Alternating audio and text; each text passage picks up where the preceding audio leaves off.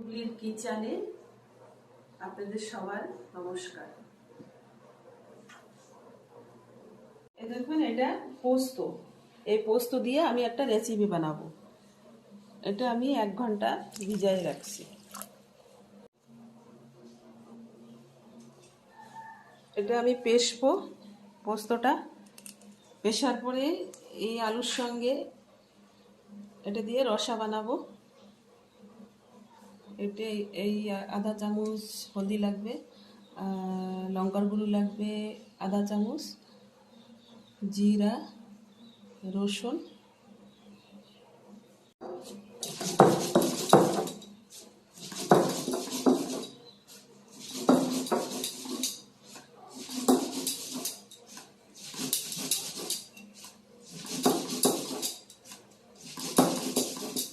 আমি পোস্তটা ভিজাই রাখছিলাম, সেইটা এই যে পিষছি, আর 2টা রসুন আর জিরা এটা পিষে রাখছি। এখন আমি প্যানে গরম তেল দিছি, গরম হয়ে গেছে তেল।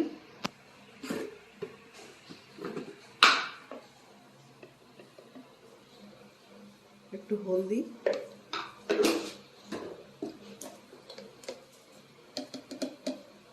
একটু লবণ,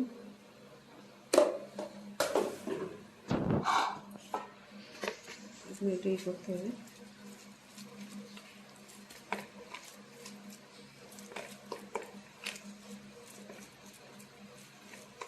পোস্তটা ভালো করে এটা মিক্স করে নিতে হবে। ছোট ছোট করে এটা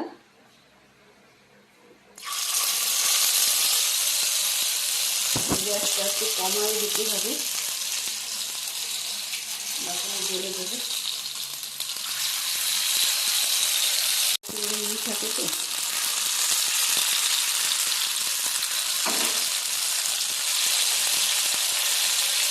পোস্তটা খালি বানাইছি, যদি এর সঙ্গে একটু চালের গুঁড়ি দিতাম তাহলে পোস্তটা একদম একটুকু হইতো না, এই বড়াটগুলি।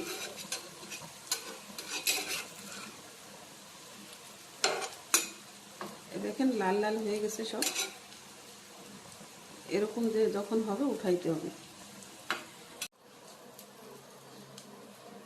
এই দেখুন, এটা ফ্রাই হয়ে গেছে। এটার সঙ্গে এখন এটা আমি রসা বানাবো।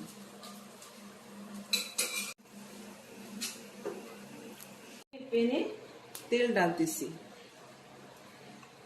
3 চামচ, 4 চামচ, 5 চামচ তেল ডাললাম।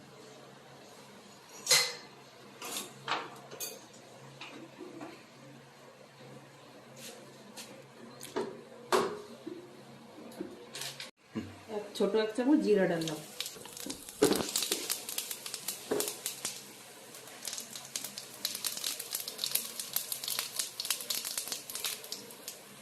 আমি এই মশলা রসুন আর জিরা বেটে রাখছিলাম, সেটা আমি ডাললাম।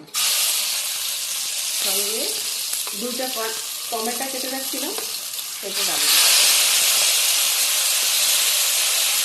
এটা একটু খাবি ভালো করে, মশলার সঙ্গে মিক্স হবে। 1 চামচ হলদি রাখছিলাম, সেটা ঢেলে দেবো। আধা চামচ লঙ্কার গুঁড়ো,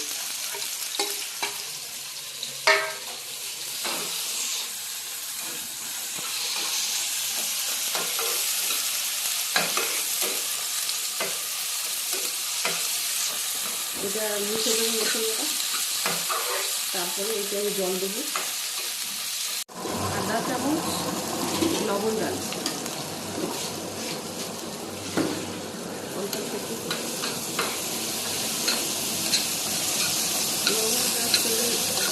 যেরকম সবজি, বেশি সবজি হলে বেশি ডালবেন, কম সবজি হলে কম। এখন আমি 2টা আলু কেটে রাখছিলাম সিদ্ধ করা, সেটা এর সঙ্গে ঢেলে দিলাম।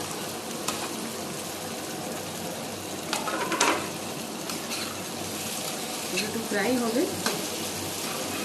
ভালো করে ফ্রাই করে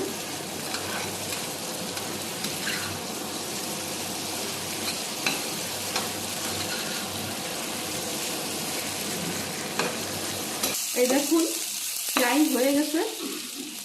আমি এটা জল ঢেলে দিচ্ছি, বেশি জল না, আধা গ্লাস জল।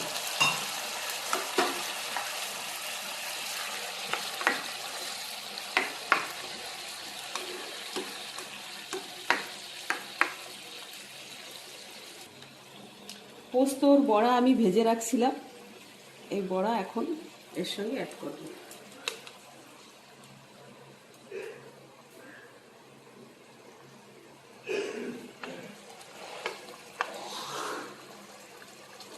এই রেসিপিটা খেয়ে দেখবেন, অনেক ভালো লাগে। ছোটোবেলায় আমার মা এই রেসিপিটা আমাদের বানিয়ে খাওয়াইছে।